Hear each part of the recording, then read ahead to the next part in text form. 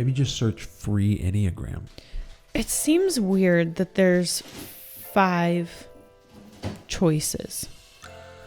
Like, what if I did 3 down the entire test? Like, does anyone ever do that? Then you'd be a 3. Is that how it works? I probably.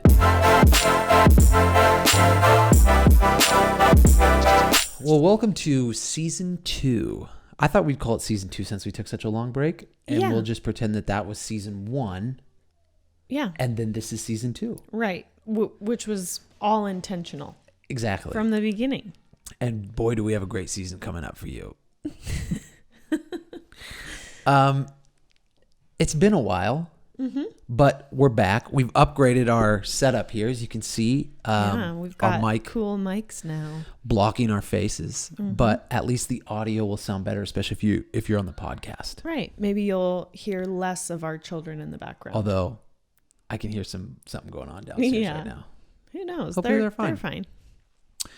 Well, should we do like a recap of like where we've been or what's been going on? I mean, not that interesting. I wouldn't think so, but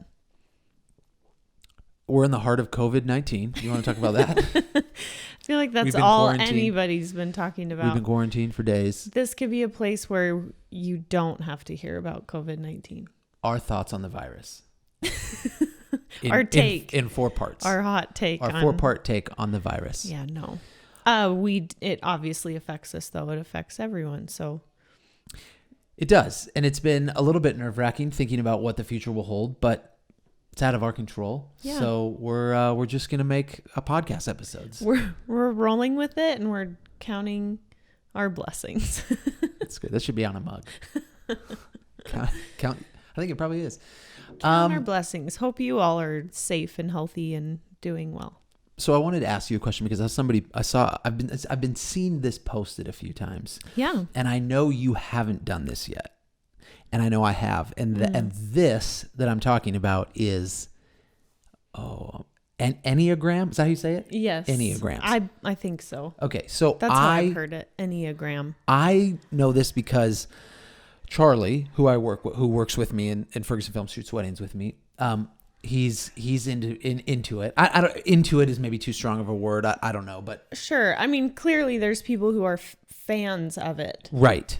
And my only understanding of it has been people saying like, "Oh, I'm a 6." Absolutely. And so that means I'm like this. And so I haven't looked into it at all, but I'm very curious. Right.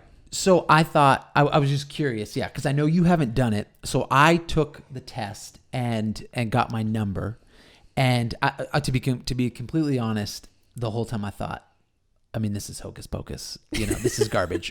But I took it. Hocus pocus. Did people say that? That's like a great movie. There's a movie.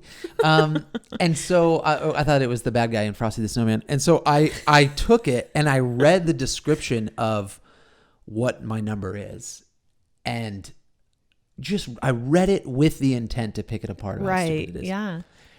And it was surprisingly accurate. Sure. Which is, you have a really unique perspective because you were very cynical about the whole thing. Yes. And so you would think almost wanting to sabotage or something. Well, and I think that's what I just answered the questions, not at all like, oh, this is kind of who I am. Just like, I'm just going to answer it how I really feel. Almost thinking that it would describe somebody that wasn't really me. Right. Because I feel like to an extent, we all are sort of this projection of what we think we are. Do you know what I mean? Sure. And so I kind of felt like, well, if I answer them like just really honestly, then it's not going to be there's no possible way it would be accurate. Right. Yeah. And it was. And I don't know how I feel about that. Yeah. Okay, so I think you should take the test. Yeah, I think so too. And we should find out. Now, you have similar feelings to me a little bit in that. Yeah. I don't know if cynical is too strong of a word. Sure, well, you were definitely cynical. No, I know I was. I said I don't know if you're that way. I don't think obviously there's a reason people love it and it's been really helpful. So I don't deny that. I also am really curious as to how it all works. Yeah.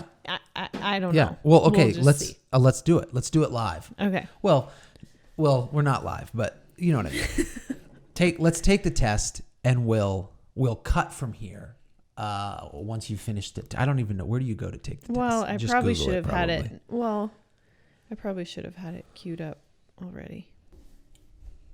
Okay, so according to my test, got my results. Your primary. Now hold on. Now this is a big moment. This is a big moment Because this is I don't where know this what is this where means. You figure out who you really are. Because I don't know. Right. This is going to tell me. This is going to tell you. Your primary type is 2. Wow. How many people hear that right now and know exactly what that means? Right. More than I do. Yeah, I don't have any idea what that means. Although, it sounds right. Well, it probably is if yours was right.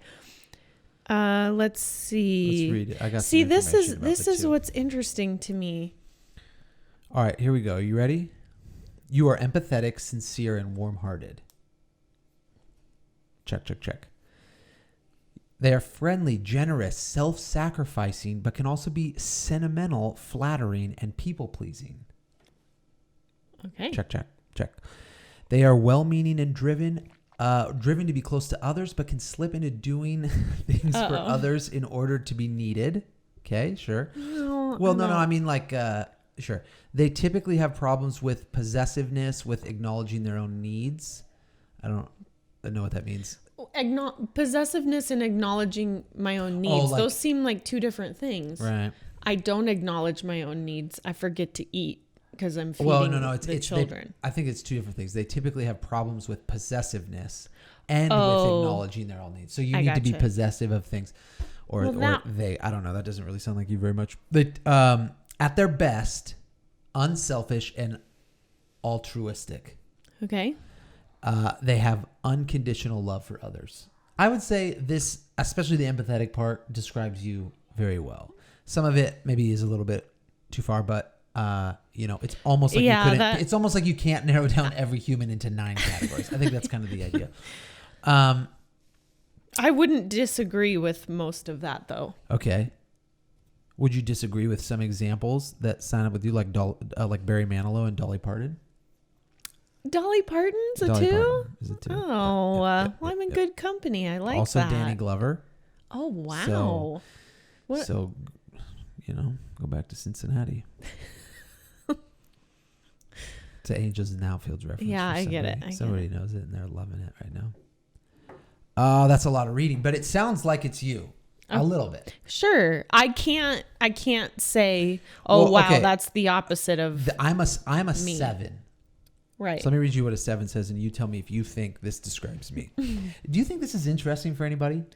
Probably not, but people love Enneagrams, so. 7s are extroverted, optimistic, versatile, and spontaneous. Extroverted, versatile, spontaneous, playful, high-spirited, and practical. Yes. Seems like some oxymorons there, or some things that don't right. line up. I don't Practical. Really know. They can also misapply their many talents, becoming overextended, scattered, and undisciplined. They don't actually. No, that's totally inaccurate. They constantly seek new and exciting experiences, but can become distracted and exhausted by staying on the go. And they typically have problems with impatience and impulsiveness. At their best, they focus their talents on worthwhile goals, becoming appreciative, joyous, and satisfied. It seems like they're saying you might do things and then not like follow through, like almost like start a podcast and then it just fizzles out. Right. But you're really doesn't sound like me, because we're here in season 2 and we're still going. We're still going strong. Okay. Well, I mean that sounds pretty accurate. The whole like what did it say? All spontaneous or always seeking something new or something. Yeah. I don't necessarily feel like that fits you, but yeah. That's interesting. They approach life with curiosity, optimism, and a sense of adventure, like kids in a candy store. I mean, maybe, but also maybe not. I think like what's weird about this to me is I was when it showed me my results, it was talking about, you have to pay to unlock your full report. Oh, wow. But it's kind of bizarre to me to read something that's like, this is what you're like. right, like this is who you are, which, okay, some of it's accurate, but some of it doesn't make sense. And I do believe we're all so different. So I can definitely see the advantage, because my guess is that if you dig into these, you probably find like, these are some of the things you're prone to. See, these are some of the things you may not be prone to. It's people with this personality type or whatever. sure. Right? But so I could see the good side of it is that it helps you maybe learn how to interact with other people, or like kind of get an idea of how other people think. Right. So looking at it from like that standpoint maybe is a good thing. Yeah. The bad thing to me would be almost like self-prophecy. Do you know what I'm saying? It's called self-fulfilling prophecy. Right. I was talking about the ability to prophesy yourself. That was something different. And I think that's actually a 10. Let me look again. Yeah, that was a different category. So what do you mean by self-fulfilling prophecy?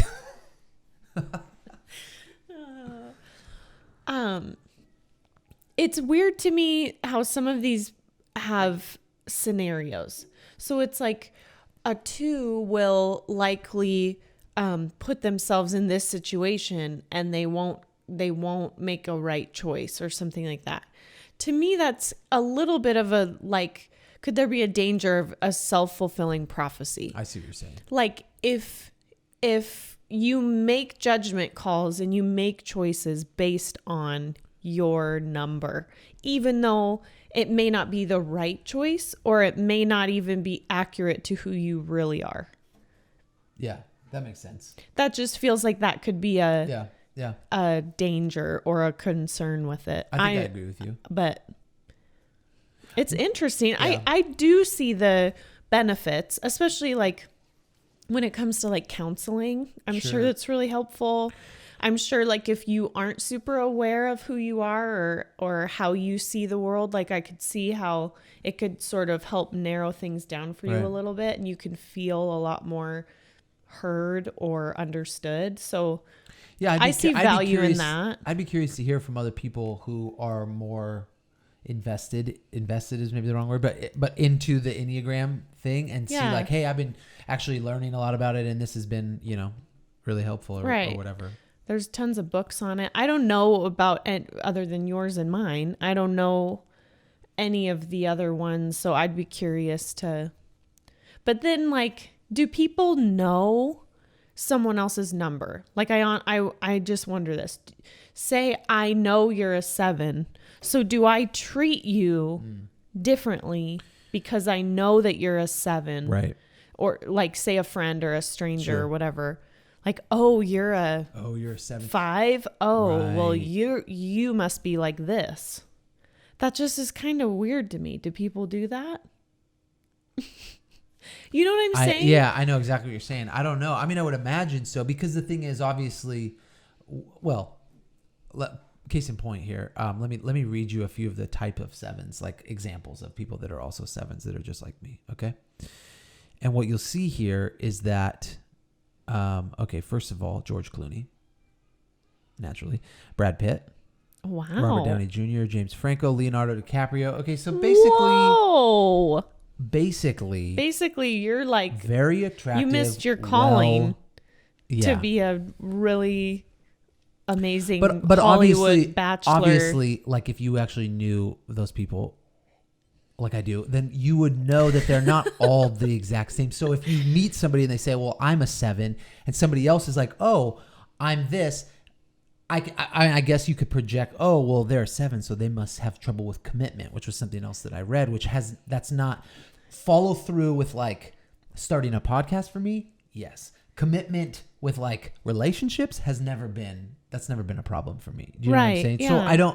So I suppose it could be dangerous if you're like, oh, they're this way, so I got to be careful or watch out or something like that. Right. I don't know if people do that though. Maybe they don't. But I could see how that could be see that being kind of a potential.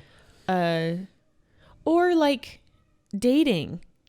Right. What if it what if it's like, oh, you're a 6? Oh, well, that's not going to work for me because I'm a whatever.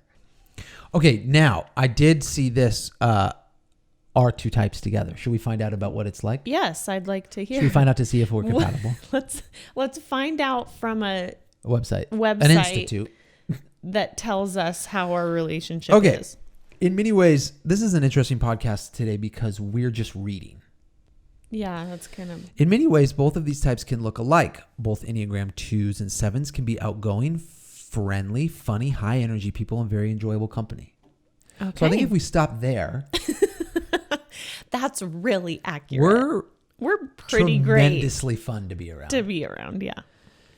They want others to be happy and have a good time. Yeah, that's accurate. Sure. And both types tend to interpret things, including setbacks, in a positive way, always looking for the silver lining or the blessing in a seeming disaster. Okay, that's pretty... Wow, that's us. That's pretty... Well, honestly, that's pretty accurate for... That is true. What's happening right now. Both types are engaging, spontaneous, and love the good things of life. What does that mean? In addition, 2s bring a depth of feeling and concern for the welfare of others into the mix. That's definitely true. 2s admire the nerve and gusto with which 7s plunge ahead in life. That might be a stretch. What does that even mean? Also, what does that sentence mean?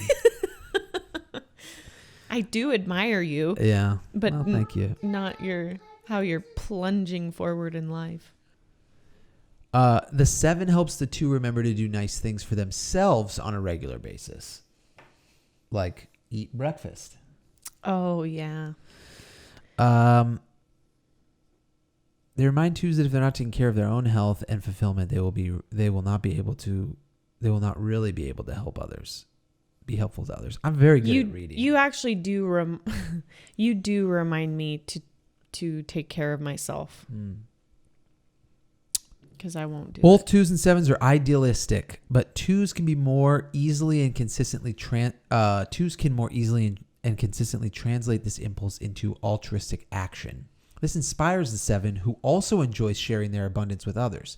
Together, they can be remarkably generous and thoughtful as a couple. The 2 and the 7 combination have a positive effect on people that is virtually unmatched by any other couple. Wow. They can be warm, welcoming, and generous, making others feel loved and invited to the party.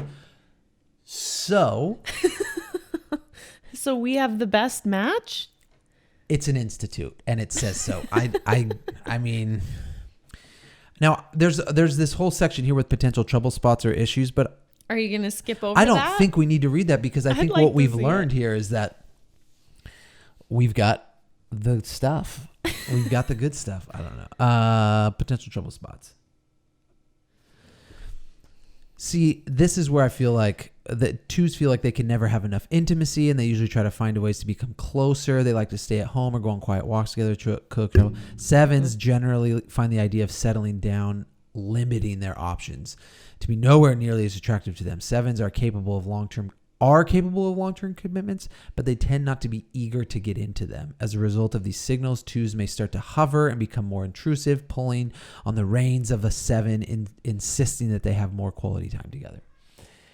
That's not a problem. None of that sounds like us. So far, we're only in the good category. That's the thing. Are we just really trying to... That's the thing is like, how honest can you be with yourself, and how much are you like, oh, I'm the good version of a 7. Right. Really, though, like... How about this? Further, 7s need to be the center of attention as a way of staying energized and excited. Other people and their needs are not really the focus of a concern as much as they are an audience of potential playmates. That's not accurate. No. Again... So wrong. If others can keep up with them in their fast pace while making the 7 the center of attention, generally suits 2s well for a while. 2s eventually begin to unconsciously feel used. They will either withhold their attention and affection or start to compensate in other ways, such as overreacting or having real or imaginary health problems as a way of forcing the 7 to pay attention to their needs. So it's like that stupid movie where the girl takes the poison. What was that movie? I don't know. Oh, shoot. Phantom Thread. Oh, don't see it if you've seen it. Worst movie ever. No, what's that called? Well, it's like Munchausen's, but that's for someone else, I think.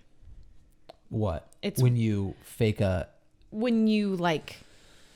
sickness for attention? Yeah, but I know. think Munchausen's is doing it to your child. Anyway, whatever. Gotcha. That's not very accurate. You usually, if I'm trying to be the center of attention, for the most part, that doesn't seem to bother you. Uh-oh. Well, am I wrong about that? But if it bothers me, I feel like I'll tell you. Yeah. I wouldn't fake. I don't even, at this sick. point, I don't think you even really need to say anything. I can just look at you. I'm just the center of attention, and then all of a sudden I look over at you, and you look at me, and I go, oops, I went too far. Right. And I feel like we've gotten there. It's taken us a while. And that's what's interesting about this, too. We've been married for 10 years. And there are times in our relationship that describes and that doesn't describe. Yeah. Do you know what I'm saying? I do know what you're saying. Like when we were first married, I just feel like, do people take this test like every 5 years or something like that? I don't. Or is the thought that you're the same person always? Yeah. Because I'm not the same person I was 5 years ago, even 10 years ago, especially. Do you think you're not the same person, or do you think you're just a better version of the person that you were? Do you know what I'm saying? Yeah.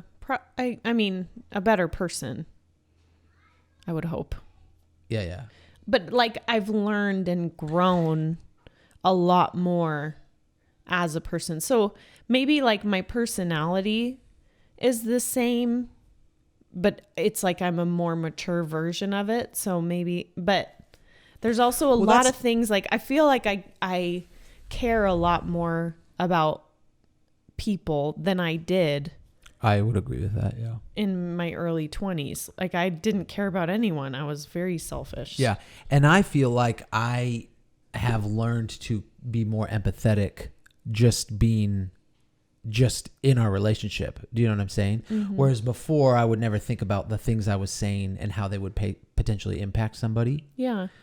And now kind of think about that. You do a lot. But like that, there are things I could look back and say, oh, I would make this joke in front of this company. Sure. Not realizing that would be, offensive, whatever it is. Or, yeah. And then now it's like, oh, so it's like, I mean, what I'm describing here is the very basic of maturity. Hey, think before you speak. It's the same thing we're trying to teach our 5-year-old, you know? Well, and that's what I've just learned. Lessons to learn. Yeah. Yeah. Not just learned. Sure. I don't know. I think it's interesting. I think maybe you could look back and say you were always a 2, and now you've grown into a better version of a 2. And maybe that's the point of these, and not necessarily you move from one type of personality to the next type of personality. Sure. But we literally have no idea we what don't we're know talking because about. we just figured it out. Yeah.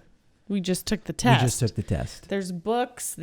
I think the thing that I've seen, or that's kind of funny to me, is when people will post or just share, oh, well,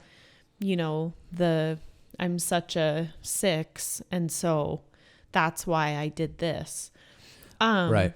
Do people say that? I haven't seen somebody say that. I've seen that. I've seen that quite a bit. Actually, That's what kind of made me want to just finally take it, because I just didn't know. Yeah.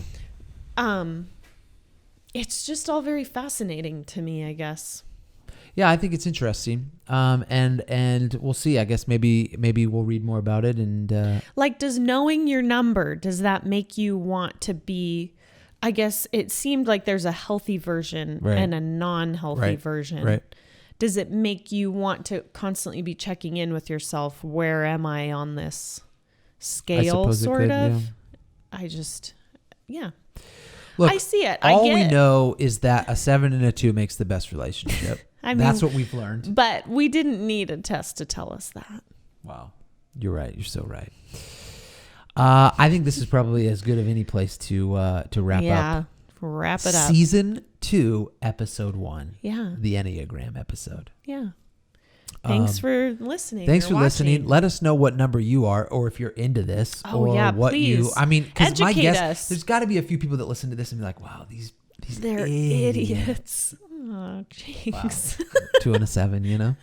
Just harmony. Honestly, though, we probably sound so stupid. So educate us if this has been impactful for you, you really like it. Maybe you have some stories of how you've changed. I honestly do want to know, how has the Enneagram, if you are like a big fan, how has it impacted your life positively or negatively? I'm honestly curious. I'd like to know. Yeah.